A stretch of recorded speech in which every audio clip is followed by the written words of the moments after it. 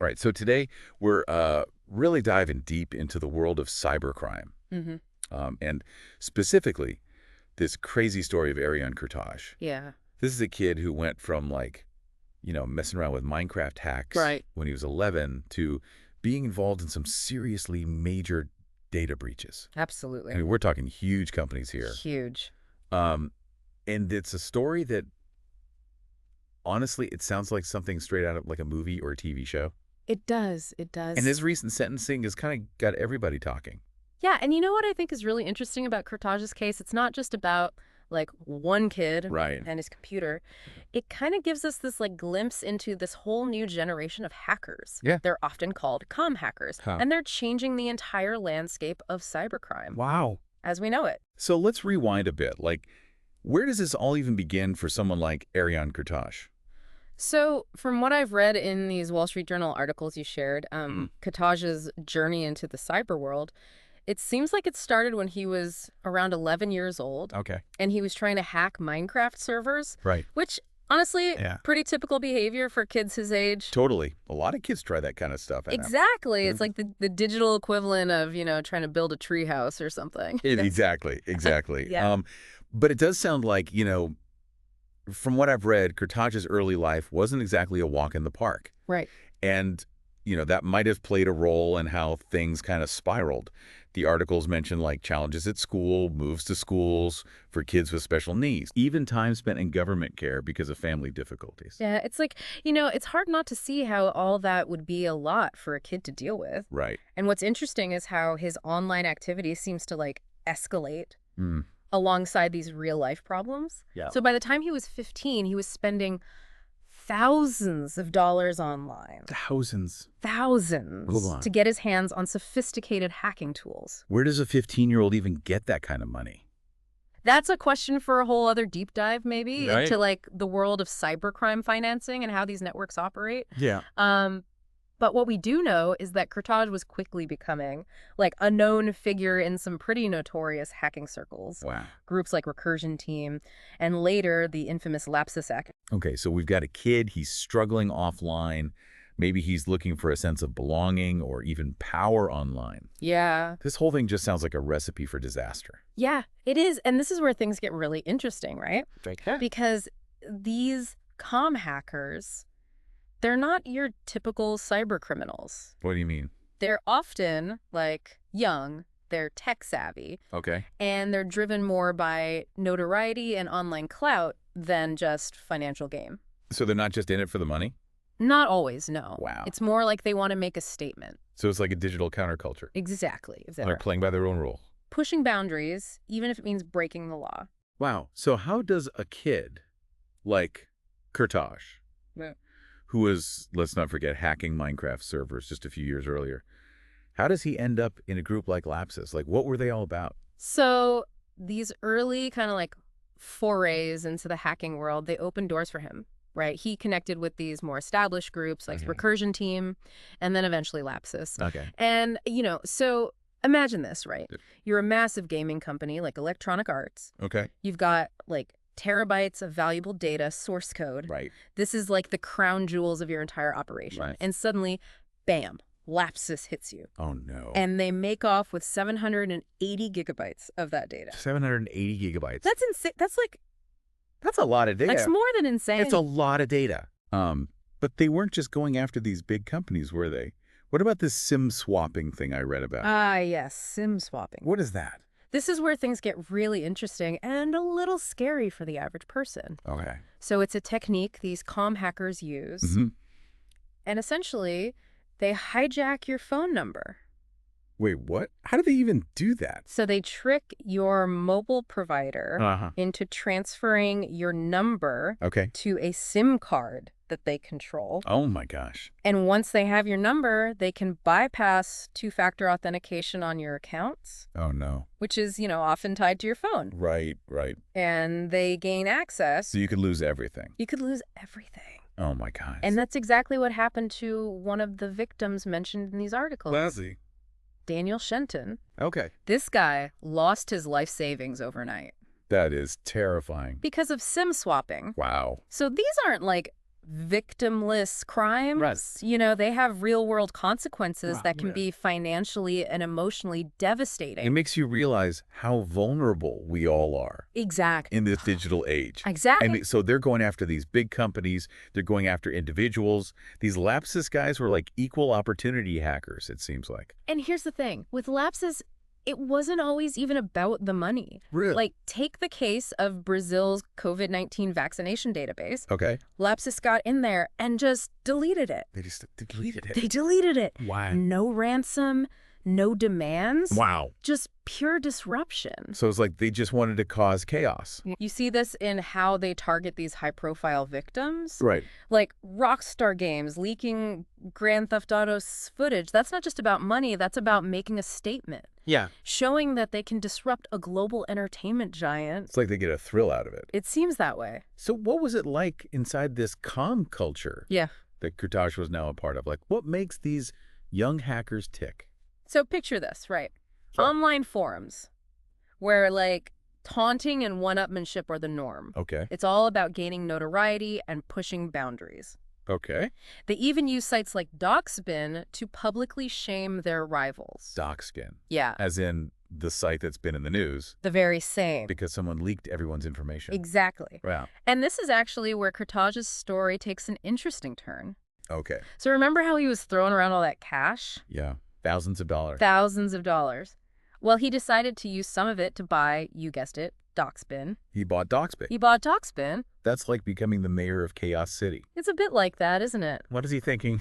It's a little unclear what his grand plan was, to be honest. Yeah. I mean, buying Doxbin, that's like stepping into a digital viper's nest.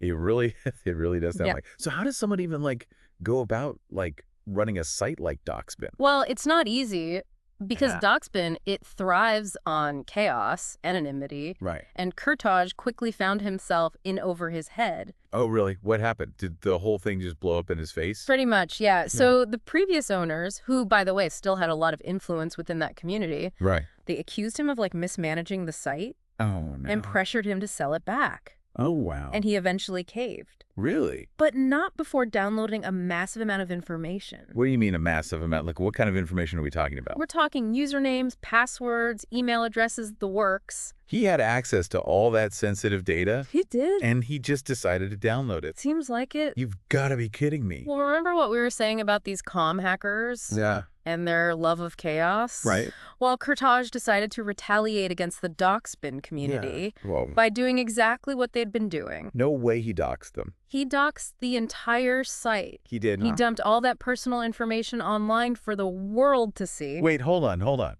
He bought Doxbin, got pressured into selling it back, Uh-huh. and then exposed the entire community. Yeah, pretty much. This is like something out of like a dark comedy or something. It does sound a bit ridiculous when you put it like that. It does.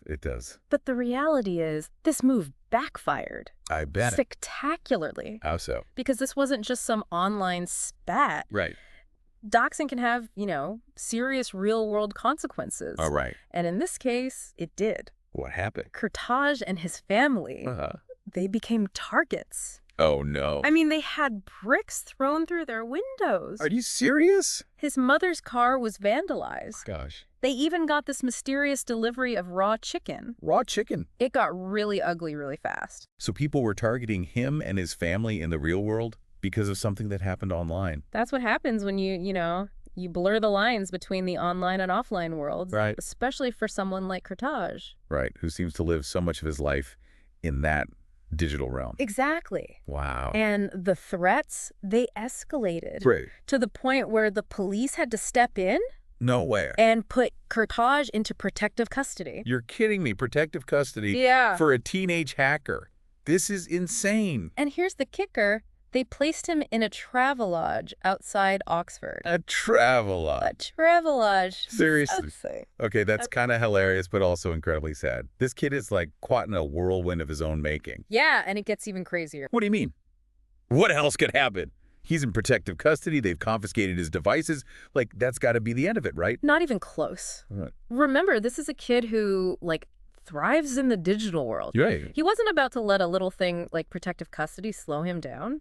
Don't tell me he caused more chaos from inside a Travelodge. Oh, he did. Oh, no. And this time, he sets his sights on a ride-sharing giant Okay. and a highly anticipated video game release. Wait, is this about the Uber hack I've heard about? And was it really Kurtaj who leaked all that Grand Theft Auto 6 stuff? I mean, that was huge. Gamers were freaking out. You got it. It was him. So first, let's talk about Uber. Okay, what'd he do? Well, remember how we were saying that hackers are motivated by notoriety and a desire to cause chaos? Well, Kurtaj managed to hack into Uber's internal Slack system. Oh, no. And instead of just stealing data or threatening to leak it, Right. he decided to announce his presence in the most outrageous way possible. How so? He posted a link to a picture of an erect penis He did not just do that. on Uber's company-wide Slack channel. Oh, my God. I can't even imagine the reaction at Uber headquarters. I don't think they were amused. I don't think so either. But while the world was busy trying to figure out who was behind the Uber hack, Kurtaj had already moved on to his next target, Who? Rockstar Games. No way. The company behind the wildly popular Grand Theft Auto franchise. The Grand Theft Auto 6 leak? That was massive. It was a huge deal in the gaming world. I remember reading about it everywhere. People were analyzing blurry screenshots, speculating about the storyline. It was crazy. Yeah, and Kurtaj just casually dropped this bombshell into online gaming forums. Wow. Under the pseudonym TipoTuber Hacker. TipoTuber Hacker? Yeah. Seriously. That's kind of a terrible but also brilliant alias. Right. But why target Grand Theft Auto? Was he after money? It doesn't seem like it. What was it then? It wasn't a ransomware situation. He didn't demand anything from Rockstar Games. He just wanted to cause mayhem? It seems that way. Wow. He stole early footage of Grand Theft Auto 6, including details about the game's first female protagonist, leaked it online, and sent the gaming world into a frenzy, all from a Travelodge room. That's insane. It's almost unbelievable. It is pretty wild. What was his end game? I mean, was he just bored? It's hard to say for sure. You know, maybe it was about the notoriety, the thrill of outsmarting everyone. Right. Maybe he craved the attention and validation he wasn't getting in the offline world. That's kind of sad, actually. It's almost tragic. It is a little bit, isn't it? This kid clearly has skills, Oh, yeah. but he's channeling them in all the wrong ways. Yep. And this is where the story takes another turn. Yeah. Oh, no. Remember how Kurtaj had doxed the entire Doxspin community? Oh, no, here we go again. The internet has a long memory. It does. And revenge is a dish best served digitally. I bet they figured out it was him behind the Uber and Rockstar hacks, didn't they? They did. And I'm guessing they didn't just send him angry emails. No, they did not. Oh, they did. Word spread like wildfire through the online underground. Oh, boy. The person who hacked GTA 6 and Uber is Arion. Suddenly, Kurtaj wasn't just a notorious hacker. Yeah. He was public enemy #1. Oh, man. And that's when the police finally caught up with him, right? Right. They stormed his Travelodge room, confiscated his phone, his Amazon Fire Stick, basically anything that could connect him to the outside world. Exactly. Game over for Arion Kurtaj, at least for now. Yeah. So he's arrested, right? Right. Facing some serious charges. Yeah. But something tells me this isn't your, typical open and shut case. You're right about that. This is Arion Kurtaj we're talking about, right? Right. A teenager with a history of mental health issues Mm-hmm. and a knack for the unexpected. Yeah, no doubt about that. What happened next? So the trial itself Yeah. was pretty extraordinary. Okay. They sent Kurtaj to Feltham. Feltham. Yeah, it's a young offender institute. It's known for being, well, let's just say a tough place. Yeah. But here's where things take a turn. Okay. He was deemed unfit to stand trial. Unfit to stand trial. What does that even mean? So Kurtaj's autism and his other developmental issues, Right. they played a major role in this decision. So they just let him go? Not quite, not quite. What happened? The court basically acknowledged that these factors, they might have impacted his judgment Okay. and his ability to even understand the consequences of his actions.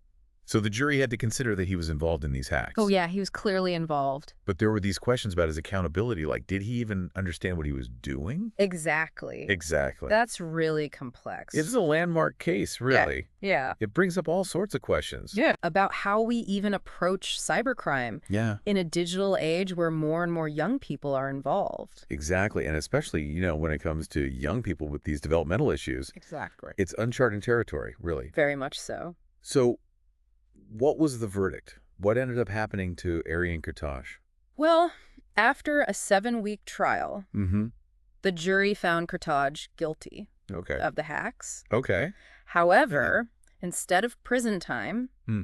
he received an indefinite hospital order. Indefinite. So instead of a cell, he's in a secure mental health facility. That's right. And indefinite means... It means there's no set release date.